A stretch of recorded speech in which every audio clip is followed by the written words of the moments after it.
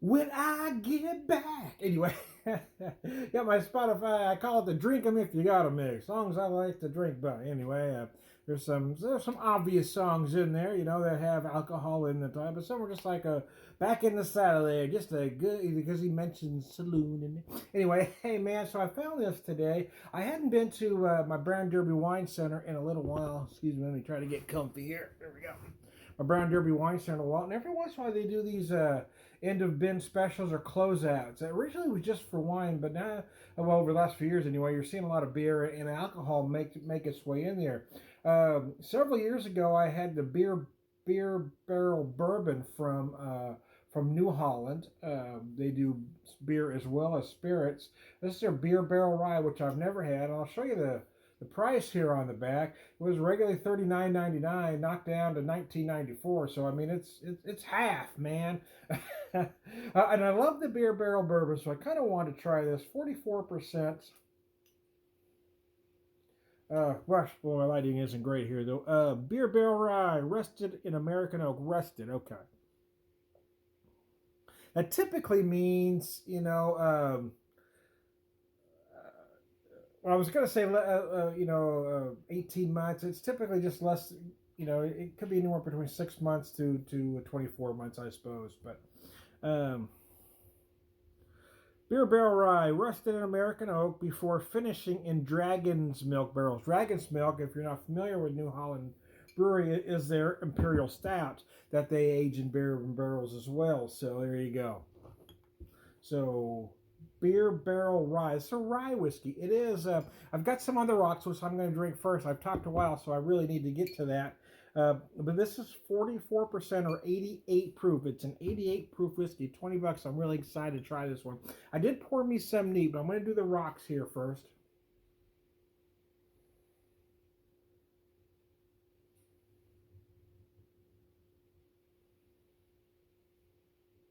I get a lot of spice. I guess I get a lot of spice, but oddly enough, I get a lot. I get some lemon zest. I get some honey. Maybe my nose is screwed up. I don't know, man. It's been through some stuff. It's been around. I was talking to one of the younger folks that I work with today. I was kind of joking with her. I said, "Well, I've led a colorful life," and she kind of laughed a little bit. So I believe it. So it's like that commercial. We know we know a thing or two. I know a thing or two because I've seen a thing or two. Anyway, cheers, y'all.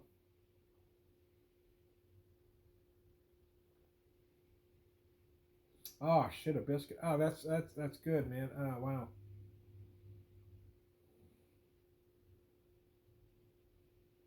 Gosh, I might have to check to see if I can scrape up any more cash. They only had about two.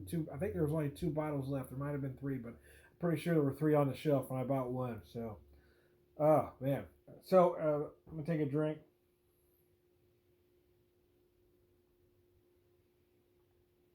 I mentioned lemon on the nose. Now that I take a drink, I think I've interpreted that wrong, because what I get on the palate is ginger, and ginger, fresh ginger anyway, can impart citrus like notes. It was kind of what I was tasting, that lemon and spice. I really feel ginger in here.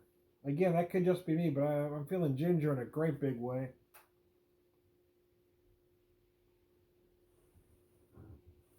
Easy there, Shadow. Shadow was sniffing around my bottle, man. I got the cap on, but I didn't want that cat to knock her down, man. Oh, it's pretty fantastic. I gotta tell you. When you drink bourbon, you're used to flavors. You typically feel a lot of vanilla. You may get some fruit notes, but you usually get a lot of vanilla. You certainly feel the oak, and you tend to get caramel or toffee like notes. But this rye is a completely different animal. And aged in the Dragonsberg barrel, I'm trying to pick up some stout notes.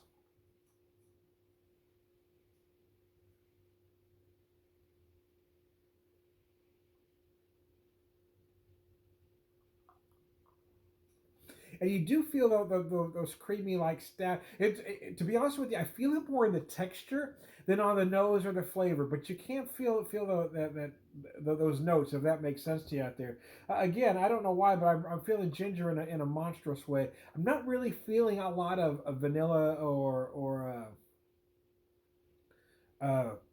caramel or toffee. Vanilla tends to come from the oak. So but there is some in here, but it's not like a bourbon, if that makes sense to you. But the spice here is what really takes off.